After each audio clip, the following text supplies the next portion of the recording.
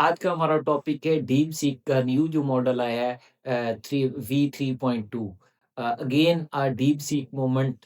और deep seek ने उसी तरह तमाम फ्रंटियर मॉडल को पीछे छोड़ दिया है अपनी इस रिलीज के बाद। तीन मेजर जिसे आप कह लेंगे अचीवमेंट है। ओवरऑल तो बहुत ज़बरदस्त रिजल्ट जो है वो डीप सीक दे रहा है मॉडल। बट इसमें तीन मेजर चेंजिंग की है। एक तो इसमें अटेंशन मैकेनिज्म जो है वो इन्होंने न्यू इंट्रोड्यूस किया। DeepSeek sparse attention, DSA, DeepSeek spark attention introduce करवाई है। दूसरा जो इस मॉडल के अंदर मेजर एक ब्रेक थ्रू हुआ है जो इन लोगों ने किया है, वो बेसिकली इसका scalable reinforcement learning framework use किया गया है। जो सबसे पहले लार्ज लैंग्वेज मॉडल बनाने के बाद हम उसकी प्री ट्रेनिंग करते हैं। कह रहे हैं ना लार्ज लैंग्वेज मॉडल, तो लैंग्वेज मॉडल बनता है प्री ट्रेनिंग पर, क्योंकि उसको इतनी लैंग्वेज का डेटा इंट्रोड्यूस करवाया जाता है कि वो वर्ड्स और टोकन्स के दरमियान के रिलेशनशिप उन सबको मॉडल जो है ट्रेंड होके समझ जाता है। और स्केलेबल रीइंफोर्समेंट लर्निंग में इन्होंने बेसिकली जीआरपीओ को यूज़ किया है, ग्रुप रिलेटिव पॉलिसी ऑप्टिमाइजेशन। तीसरा जो इसका मेजर ब्रेक थ्रू है वो इन्होंने जो किया है वो इसके अंदर large scale agentic task synthesis pipeline add की गई है। अगर आप ये देख लें कि डीप सीक का GPT-5 के साथ और दूसरे इसके काउंटर पार्ट के साथ आप देखें कि किस तरह का इसमें कंपैरिजन आ रहा है।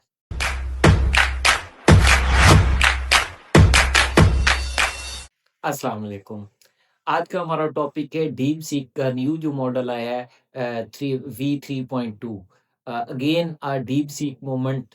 और डीप सीक ने उसी तरह तमाम फ्रंटियर मॉडल को पीछे छोड़ दिया है अपनी इस रिलीज के बाद। तो तमाम बेंचमार्किंग में जितने भी GPT-5 और जितने भी टॉप फ्रंटियर मॉडल हैं, उन सबको बेसिकली डीप सीक V3.2 ने सबको बेंचमार्किंग में पीछे छोड़ दिया है।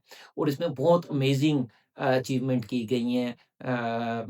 3 मेजर जिसे आप कह लेंगे अचीवमेंट है। ओवरऑल तो बहुत ज़बरदस्त रिज़ल्ट जो है वो डीप सीक दे रहा है मॉडल। बट इसमें 3 मेजर चेंजिंग की है। एक तो इसमें अटेंशन मैकेनिज़्म जो है वो इन्होंने न्यू इंट्रोड्यूस किया, एक पॉलिश अटेंशन मैकेनिज़्म आया है। जैसे हम म मोस्टली डिस्कस करते रहते हैं कि हमारे जो ट्रांसफार्मर बेस्ड आर्किटेक्चर हैं, वे बेसिकली अटेंशन मैकेनिज्म यूज़ करते हैं, जो कि बेसिकली शॉर्ट टर्म मेमोरी को रिप्रेजेंट कर रही होती है। तो बेसिकली इन्होंने DeepSeek sparse attention, DSA, DeepSeek spark attention introduce करवाई है, जिसकी वजह से इस मॉडल का जो जो आउटपुट के ऊपर जो इसका परफॉर्मेंस फुटप्रिंट है, बहुत ज़्यादा लाइट हुआ है। और स्टिल इसकी जो क्वालिटी है और जो इसकी एक्यूरेसी है, वो वही है जो हमारे GPT-5 तरह के फ्रंटियर मॉडल की है। तो स्टिल आपने अटेंशन मैकेनिज़्म को इम्प्रूव करके आपने अपने उस मॉडल की जो वो इन्फेरेंस है, उसकी जो लेटेंसी है, उसकी जो परफॉर्मेंस है, उसको आपने इंक्रीज़ किया है। और स्टिल आपने एक्यूरेसी के ऊपर कंप्रोमाइज़ नहीं किया। With the help of DeepSeek sparse attention mechanism जो इन्होंने न्यू इंट्रोड्यूस करवाया है। दूसरा जो इस मॉडल के अंदर मेजर एक ब्रेक थ्रू हुआ है जो इन लोगों ने किया है, वो बेसिकली इसका scalable reinforcement learning framework use किया गया है। जब भी हम अपना कोई लार्ज लैंग्वेज मॉडल बनाते हैं तो उसकी मल्टी स्टेज ट्रेनिंग होती है। जो सबसे पहले लार्ज लैंग्वेज मॉडल बनाने के बाद हम उसकी प्री ट्रेनिंग करते हैं, यानी हम उसको एक बहुत बड़े डेटा सेट के ऊपर मोस्टली ओपन क्रॉल और इस तरह का भी लोगों ने कई ओपन सोर्स डेटा सेट बनाए हुए हैं, जैसे ओपन क्रॉल है। ये जो है आपके सर्च इंजन की जो को पूरी इंटरनेट पे क्रॉल करता है, उसका आपका तकरीबन इंटरनेट का पब्लिक डेटा पड़ा होता है। तो ये जब हम किसी मॉडल को ट्रेंड करते हैं प्री ट्रेनिंग के अंदर एक लार्ज डेटा सेट के ऊपर, तो बेसिकली उसके बाद वो मॉडल जो है वो लैंग्वेज की मॉडलिंग समझ जाता है, इसलिए हम उसे लैंग्वेज मॉडल कहते हैं।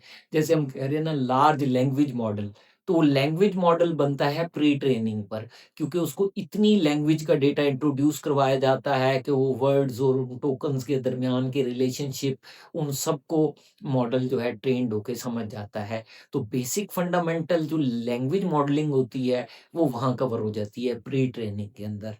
और उसके बाद जो है मोस्टली आजकल जो लेटेस्ट जितने भी फ्रंटियर मॉडल आ रहे हैं, ये जितनी भी बेस्ट टेक्नोलॉजी आ रही है, वो पोस्ट ट्रेनिंग के अंदर या फाइन ट्यूनिंग के अंदर जो है वो बेसिकली रीइंफोर्समेंट लर्निंग को यूज़ कर रहे हैं। तो डीप सीक ने भी बेसिकली रीइंफोर्समेंट लर्निंग का एक स्केलेबल रीइंफोर्समेंट लर्निंग का मॉडल तैयार किया है, और बहुत अमेजिंग इन्होंने रीइंफोर्समेंट लर्निंग की प्री ट्रेनिंग अप्लाई की है।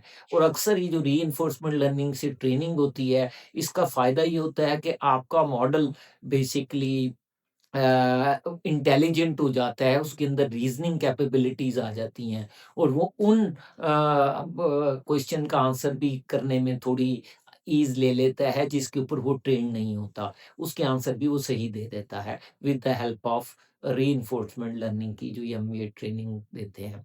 तो इससे काफ़ी ज़्यादा उसमें इम्प्रूवमेंट होती है रीज़निंग की कैपेबिलिटी के अंदर। तो डीप सीक ने जो रीइंफोर्समेंट लर्निंग में किया है, जो इन्होंने अपनी पोस्ट ट्रेनिंग के अंदर जो को अपने मॉडल को फाइन ट्यून करने के लिए जो इन्होंने टेक्निक यूज़ की है, वो हमने जैसे अभी डिस्कस किया कि स्केलेबल रीइंफोर्समेंट लर्निंग यूज़ की गई है।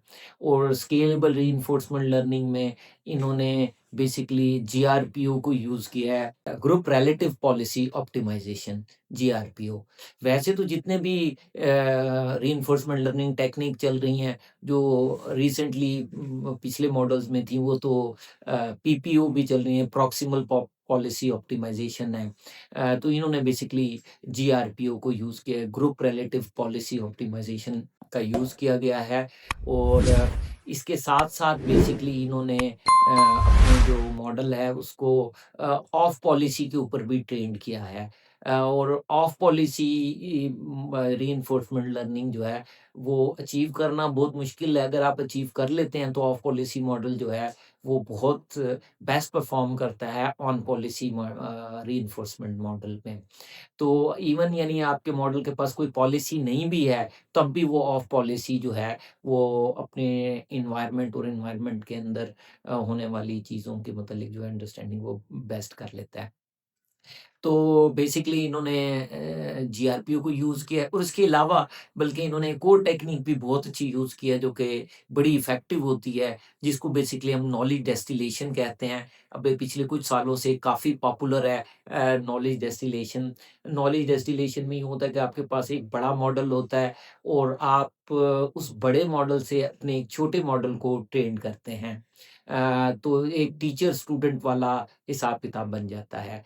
तो बेसिकली जब आप कोई भी इनपुट देते हो, प्रॉम्प्ट करते हो, तो आप टीचर को भी देते हो और स्टूडेंट को भी देते हो। तो जो स्टूडेंट मॉडल जो है, जब उसके ऊपर आपको रिज़ल्ट देता है, तो उस रिज़ल्ट को आप जो लेबल डेटा तो आपके पास होता नहीं, क्योंकि रीज़निंग है, और रीज़निंग के अंदर तो आपके पास हर रीज़न का ट्रेन डेटा सेट तो नहीं है। तो फिर वो रीज़निंग को ग्राउंड ट्रुथ के साथ तो कहीं मैच करना है, कि जो आपके स्टूडेंट मॉडल ने आउटपुट दी है, वो आउटपुट किसी ग्राउंड ट्रुथ के साथ मैच होगी, तो आप लॉस निकाल के उसे दोबारा करेक्ट करोगे। तो इधर जो ग्राउंड ट्रुथ लिया जाता है, वो टीचर की आउटपुट को लिया जाता है, और टीचर की आउटपुट से स्टूडेंट की आउटपुट से लॉस निकाल के बैक प्रोपोगेट करके उसे फाइन ट्यून किया जाता है। तो इसीलिए इन्होंने इसके अंदर नॉलेज डिस्टिलेशन की टेक्निक भी यूज़ की है, जो कि रीज़निंग में काफ़ी इफ़ेक्टिव जो है, वो होती है। तो ओवरऑल अगर आप देखा जाए, तो ये एक बहुत अच्छा इन्होंने कॉम्बो क्रिएट किया है। बेसिकली डीप स्पार्स अटेंशन को यूज़ किया गया है। स्केलेबल रीइंफोर्समेंट लर्निंग के तहत उसके अंदर रीज़निंग की गई है, इसलिए डीपसीक इसको बहुत ज़्यादा रीज़निंग फर्स्ट मॉडल क्लेम कर रहा है, और रीइंफोर्समेंट लर्निंग को बहुत फाइन वे में इम्प्लीमेंट किया गया है। और तीसरा जो इसका मेजर ब्रेक थ्रू है, वो इन्होंने जो किया है, वो इसके अंदर large scale agentic task synthesis pipeline add की गई है, जिसकी वजह से, क्योंकि इसमें ऑलरेडी रीजनिंग काफ़ी रीजनिंग कैपेबिलिटी को पॉलिश किया गया है, तो उस रीजनिंग कैपेबिलिटीज़ के साथ जब इन्होंने इसमें थोड़ा-सा एजेंटिक चीज़ें ऐड की गई हैं, तो बेसिकली ये जो हमारे करंट एजेंटिक सिस्टम आ रहे हैं, उसके लिए भी ये काफ़ी आइडियल जो है, वो डीप सीक हो चुका है। तो डीप सीक को समराइज़ करें, तो बेसिकली इसकी 3 मेजर चीज़ें अचीव की गई हैं इस अपडेट के अंदर, इस रिसर्च पेपर के अंदर। नंबर 1 जो वो है डीप स्पार्स अटेंशन, और दूसरा स्केलेबल रीइंफोर्समेंट, और तीसरी जो चीज़ ट्रेन की गई है वो large scale agentic task synthesis pipeline जो है वो अचीव की गई है। जिसकी वजह वजह से ये इंतहाई ज़बरदस्त और बेंचमार्किंग पे आउट परफ़ॉर्म करने वाला मॉडल बन चुका है, जिसकी रीज़निंग कैपेबिलिटी और एजेंटिक कैपेबिलिटीज़ जो हैं, वो तमाम फ्रंटियर मॉडल से बेस्ट परफ़ॉर्म हो रही हैं। और ये आपको साथ कुछ बेंचमार्किंग के स्कोर भी नज़र आ रहे होंगे। ज़रा आप ये देख लें कि डीप सीक का जीपीटी-5 के साथ और दूसरे इसके काउंटर पार्ट के साथ आप देखें कि किस तरह का इसमें कंपैरिज़न आ रहा है। ये था डीप सीक। इंशाल्लाह इस तरह की और वीडियो पे आपके साथ मिलते रहेंगे। Wish you good luck. अल्लाह हाफ़िज़।